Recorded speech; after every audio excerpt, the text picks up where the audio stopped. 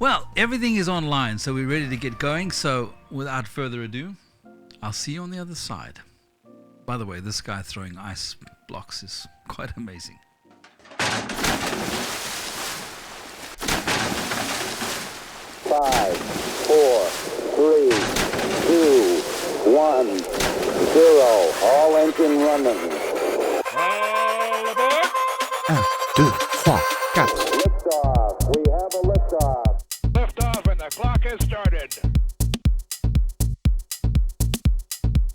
Four computers now have primary control of critical vehicle functions. Good morning.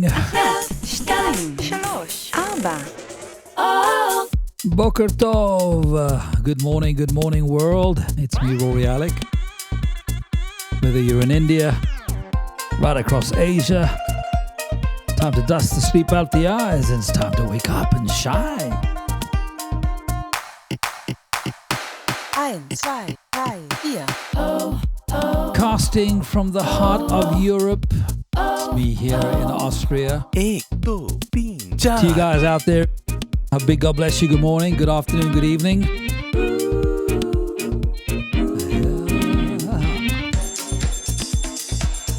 It's time to celebrate.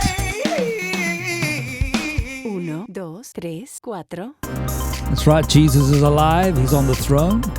Nice to be in orbit. And he loves you this morning. The chickens are up, the rooster's crowing. It's time for Good Morning World. Good morning world. Me, Rory, Alec. Great to be with you this morning, guys. Welcome. It is Tuesday morning, and welcome indeed. Lovely to be with you this morning. It's just gone 8 o'clock here in the heart of Europe. The birds are singing outside. The builders are tearing up the road. It's moved on. Maybe tomorrow I'll show you guys. I mean, I don't know what they were planning to do, but they've literally ripped outside of the studio, taken all the road tarmac away. So it's been mayhem. So you might hear building going on. You might hear birds singing. I've made an executive decision. The window behind me, there, that one, this one, this way, that one, it's staying open. It is literally at 8 o'clock in the morning, coming up to 28 degrees Celsius here in Austria. I know. Who would believe that, right? Anyway, how are you doing? I see guys and girls are signing in from around the world. If it's a replay, it's lovely to be with you. Send me a comment anyway. Let me know where you are and what you're up to today. What are you doing? What's the plans for this very serious Tuesday? I'm planning to share and show the largest wooden structure that was built thousands of years ago, floated, saved humanity and the animals. And yeah, we're going to talk about the Ark today. Yep. On today's show, we are going to concentrate on the question of, was there a global flood as described in the Bible? How big was this ark, this Noah's Ark that we read about in the Old Testament? Today we're going to visit Kentucky in the United States and meet Ken Ham, the founder and CEO of Answers in Genesis. And we'll see a replica, life-size, of Noah's Ark today on the program Good Morning World. And tomorrow, don't forget, is the next Private Vision cast with moi. I share today how to register for tomorrow night's virtual get-together. It's going to be wonderful. And then also on the program today, we've got Mike Riddle. Mr. Riddle is going to share how it's possible to fit all the animals into the ark, because many scoffers and skeptics go, it's impossible. You know. And when we went to Sunday school and when we were raised in school, we saw these little pictures with giraffes' necks sticking out windows of these little wooden, very cute. But how realistic? Was it possible? We're going to explore all of that stuff on this Tuesday. It's going to be, I love it. I find it very, very interesting. And I'm going to share it with you guys on Good Morning World. And we're also celebrating your birthday today and much more. So, a little bit of courageous living here, a little bit of serious focus on the Great Flood and the fossil fuels. And, you know, we were taught at school thousands and millions and millions and millions of years, and fossil fuels were formed by organic matter turning into oil reserves and to natural gas and to all of these things. Well, was it all perhaps from the Great Flood? And I don't know if you're aware of this on this Tuesday morning, but many cultures talk about a Great Flood. Remember, they didn't have the internet in those days. They didn't have this virtual network of communication around the world. So to them, it was very local, the flood, in some of their renditions. But they always talk about it as being a great mass of water that covered their world. And so we're going to find out more about that. So why don't we kick off on this Tuesday morning at 8:05. The windows open and the builders are obviously taking a little break outside. And that means we can have a peaceful show on this Tuesday morning. By the way, how are you guys doing? Are you well? Are you happy? Are you blessed? Are you going through a tough time? These are all possibilities. Love to hear from you. Coming up after the break, we meet with Ken Ham, and he says, Ken Ham talks about, was there really a flood? Good morning, world. In Genesis chapter 6 through 9 in the Bible, we read there about an account of a global flood in the time of Noah. That flood, according to the Bible, was sent by our Creator God because of the wickedness of man as a judgment because of their rebellion against their Creator. Now Noah was called by God to build a boat for he and his family and representatives of all the animal kinds, the land animal kinds, to survive this global flood. Was there really such a flood? Could Noah really build such an ark that would fit all the representatives of the land animal kinds on board the ark? Actually, if there really was a global flood that covered the highest hills under the whole of heaven, as the Bible describes, you'd expect to find billions of dead things buried in rock layers laid down by water all over the earth. And actually, what we find are billions of dead things buried in rock layers laid down by water all over the earth.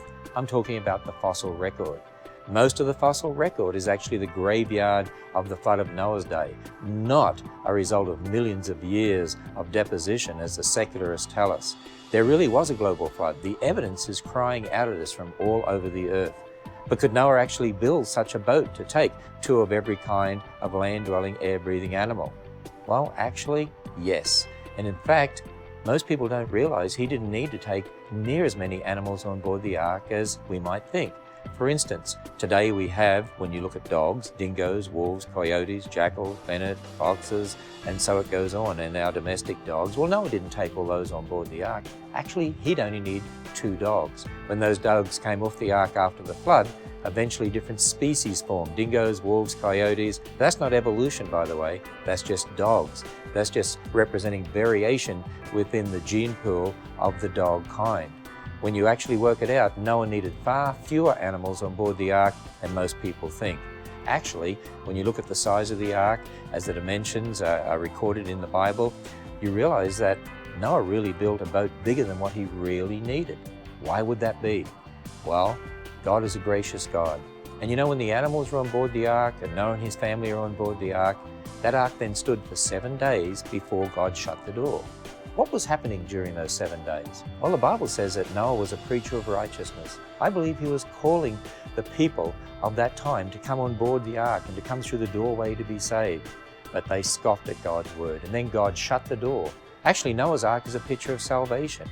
You see, there's a coming judgment by fire, not by water next time. And God's provided an ark of salvation for us, the Lord Jesus Christ. Jesus said, I am the door. By me, if any man enter in, he will be saved. Jesus is our ark of salvation.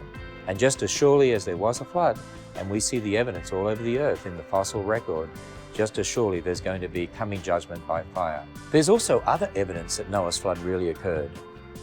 Did you know that there are cultures all over the world that have flood legends? I'm sure many of us have heard of the flood legends. The American Indians, the Fijians, Hawaiians, Eskimos, the Australian Aborigines, back to the Babylonians. Many of those flood legends just sound like the account of the flood in Genesis chapter 6 through 9. They're different, they've been changed, but the elements are there. How could that be? Well, that flood really occurred, and Noah and his family knew about the flood, and of course that information was passed to their children and on to their children and so on through the Tower of Babel to the different people groups we see around the world today. But the real record is in the Bible. It hasn't changed. But the fact that we have flood legends attests to the fact that the Bible really is true. It really is the true history book of the universe. Good morning, world.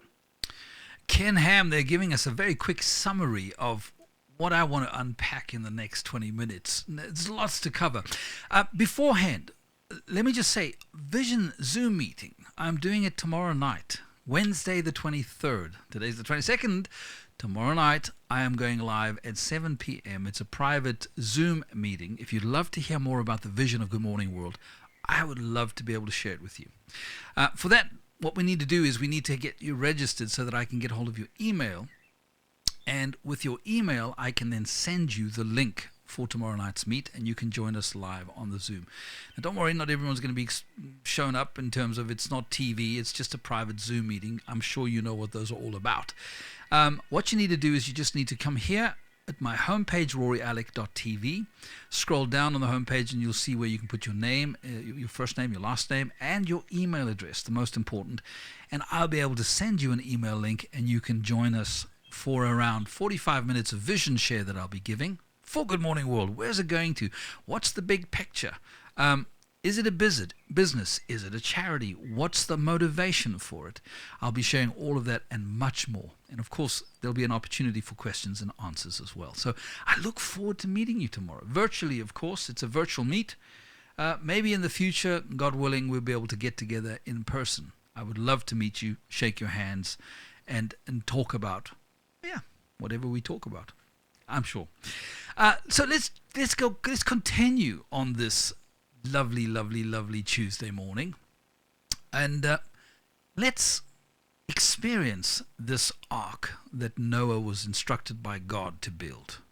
And then a little later on, we've got Mike Riddle sharing with us how it was possible to get all the animals that needed to be got onto the. I know, it's fascinating stuff. So let's move on because time is ticking on here. Good morning, morning, morning. This is a life-size Noah's Ark, and it is huge. 1.5 times the length of a football field, half the width of a football field. From ground level to the roof is 7 stories high, to the biggest timber frame structure in the world.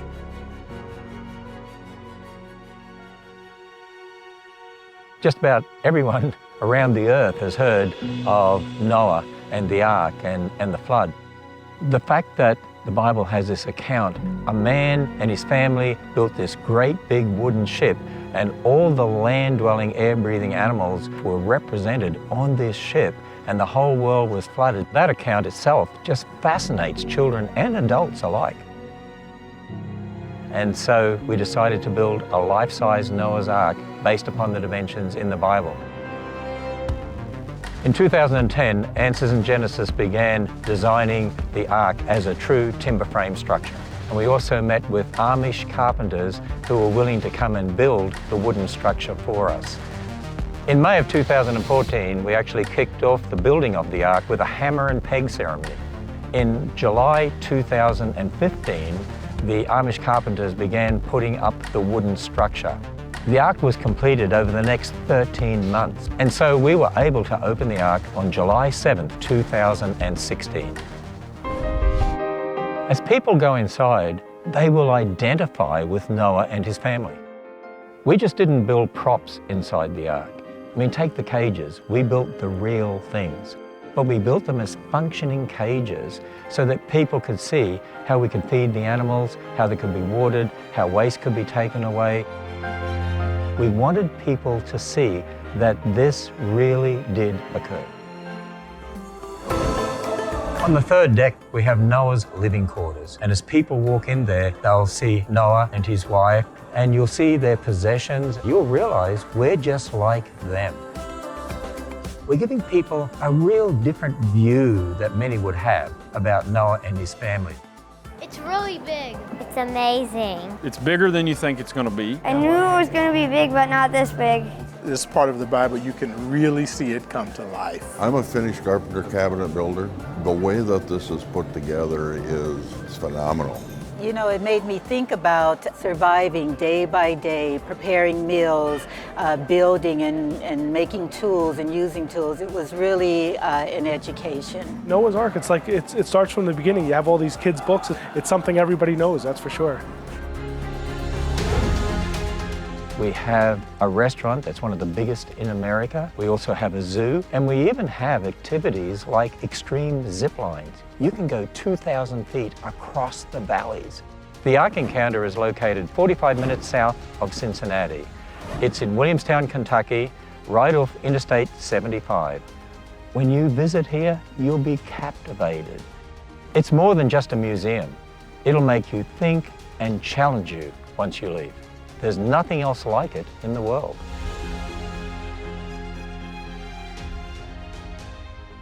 Good morning, world. It's Tuesday morning. It is birthday time, the 22nd of June. If you're having a happy birthday today, we say happy birthday. Guy Tracy, whoa, computer slow down. It just disappeared there. It's like, yeah, let's get on with it, Mr. Alec.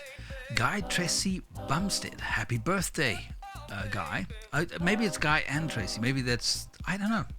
Sometimes you guys put pictures of your better half with you on the picture, and I never quite know whose birthday it is. Ruth Emore, happy birthday on this Tuesday, the 22nd of June. James Stowell, happy birthday, James. Laurie Sutherland, it is your birthday. You and Patricia on this morning are having a very happy birthday. At least I hope you're going to have a great day today. And then Paul Coughlin, happy birthday, dear Paul. I don't know if you guys just heard that. I've left the window on today's show, and they're building outside, and something just went outside. Anyway, Paul, I hope you have a fabulous day with your family and friends. Nadeem M. Danish, happy birthday. And then we've got Sadir Babu. Pastor. Your surname's definitely not Pastor, but I'm not sure whether it's Babu Sadir or Sudir Babu. But anyway, happy birthday twice. Jacob Biswell, happy birthday. And then last but not least, on Gango Frederick. On this Tuesday, the 22nd of June. Oh my goodness me. We passed the middle of summer yesterday, the 21st, midsummer solstice here in Europe and no doubt around the world. Although it's different in the southern hemisphere, Rory, Alec. I know. We're in the northern hemisphere. You might be down under. Australia. New Zealand.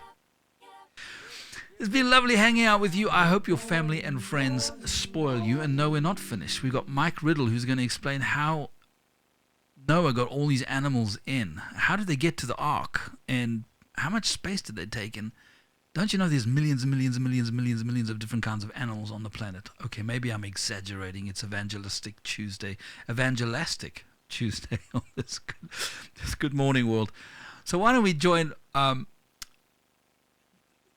dear Mark RIDDLE.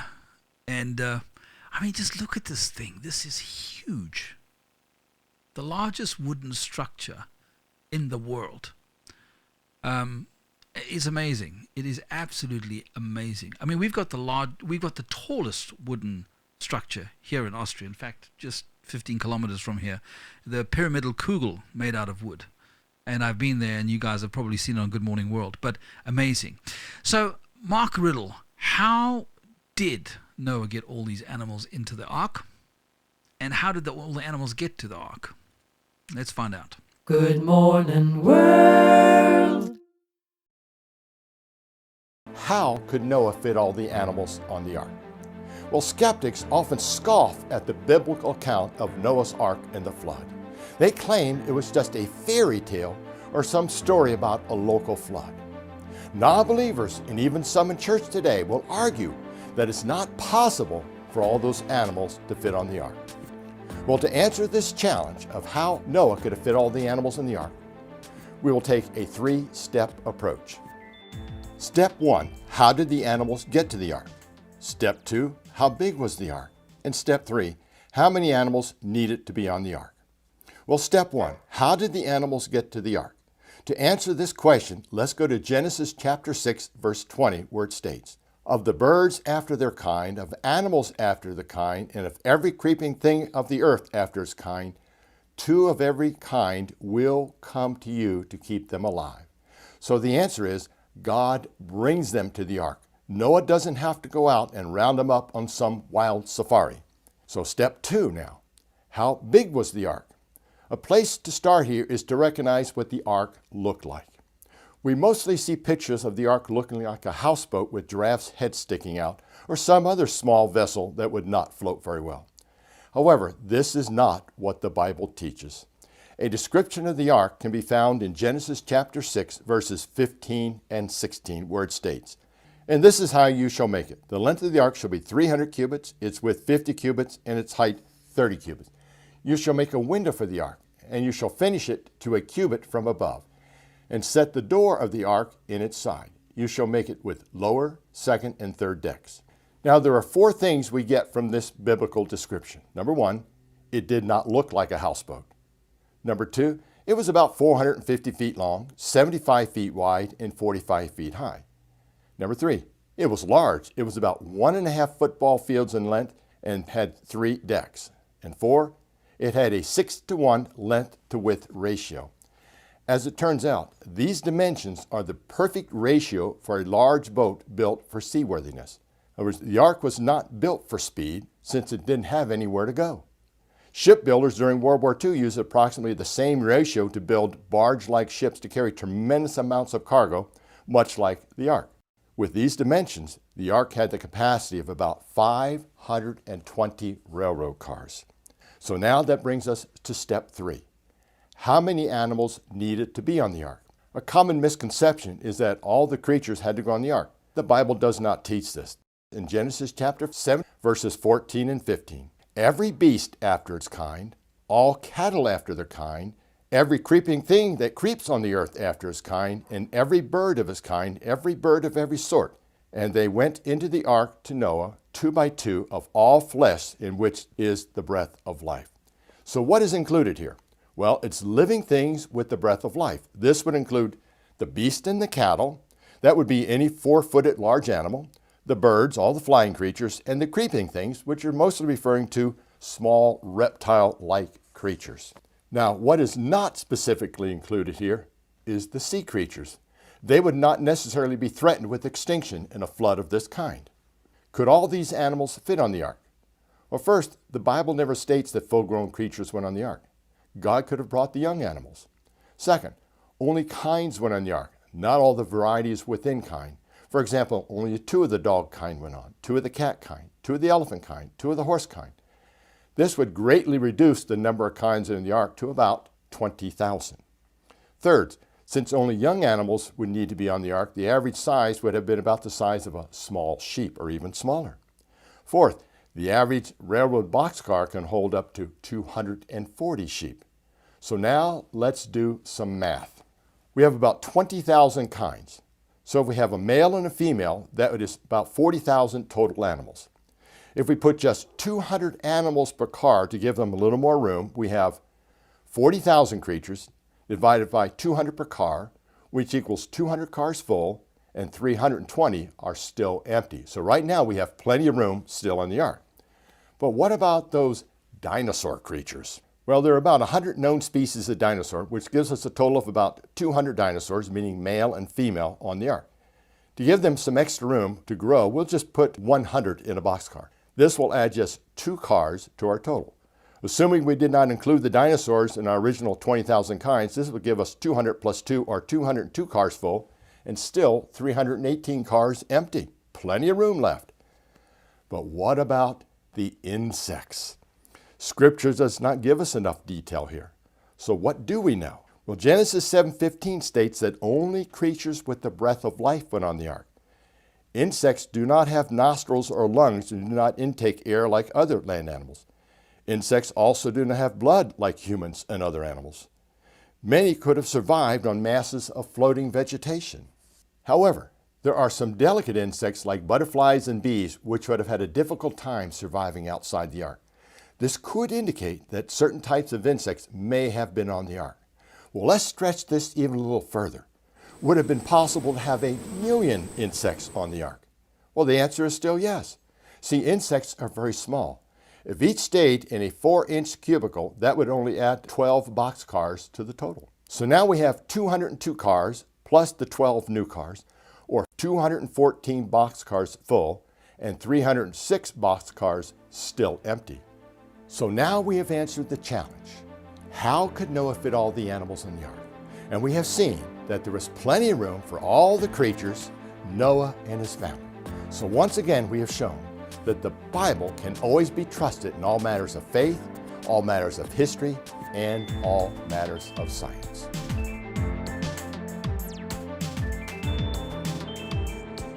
Good morning, world. We're talking about the great flood, Noah's Ark.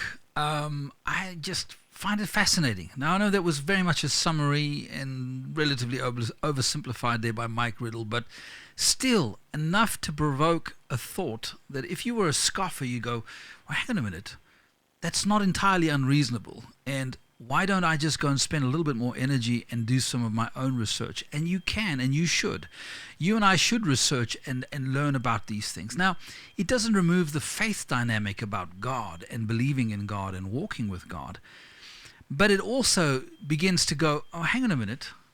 Maybe the Bible is actually accurate as a historical and scientific and his record of these things. So I'm also fascinated by the whole flood dynamic, not just how Noah was preserving life, his own life, his family's life, and those that were on the ark with him. Extraordinary, like when we look at the human genome pool and all of these dynamics. Where do we go back? Can we trace back our DNA, our early origins, our genes? All fascinating. So lots will be done on Good Morning World in the future, and when my budget increases, I will be also bringing on many more guests, do much more live, where we can really go into some of these subject matters.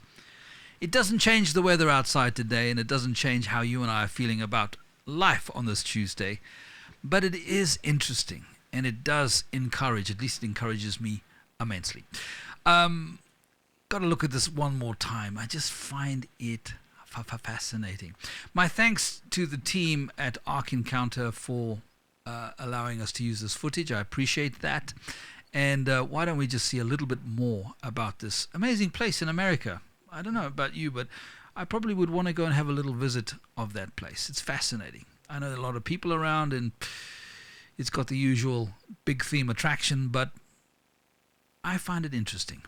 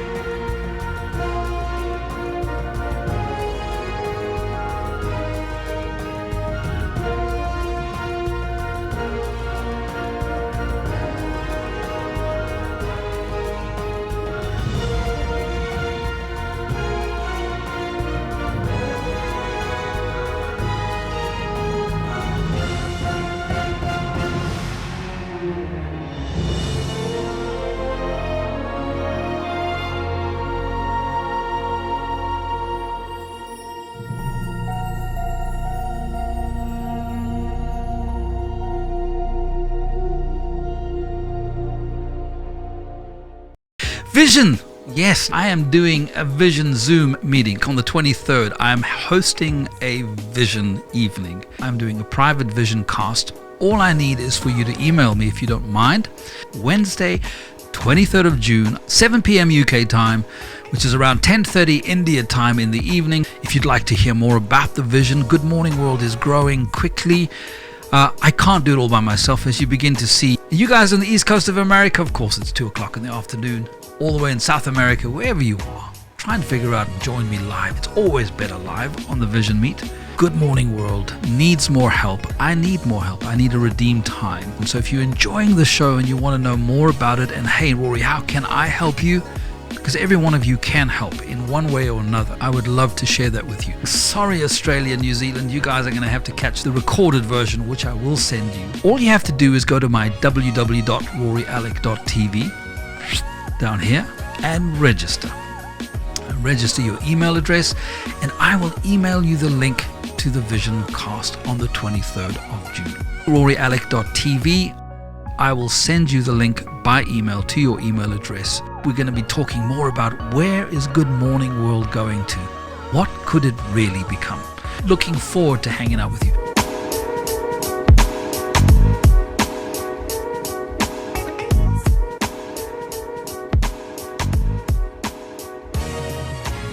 Good morning, world. Good morning, morning, morning. A very good morning to you on this Tuesday morning. Well, we're coming up to half on the hour. I got to get off to work. My day is only beginning, but I've loved hanging out with you guys for the few moments. And let me know if you've enjoyed it. Send me a comment or two. If you would like to see more about this dynamic where we unpack challenging encounters that are shared to us in Scripture, where we go, wow, could that be physically, technically possible in this day and age, or in that day and age even? And we'll put a lot more of this sort of stuff on Good Morning World. I hope you enjoyed it. I know you got to get to work. I got to get to work, and but I'll be back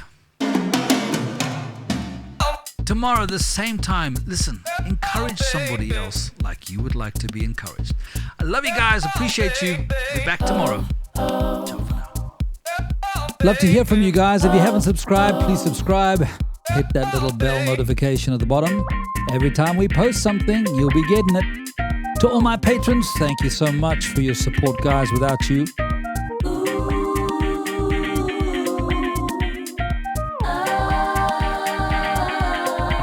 until tomorrow morning, lots of love. Keep smiling, keep shining. From me, Rory Alec. Welcome home. Beautiful, beautiful. Good morning, morning, morning.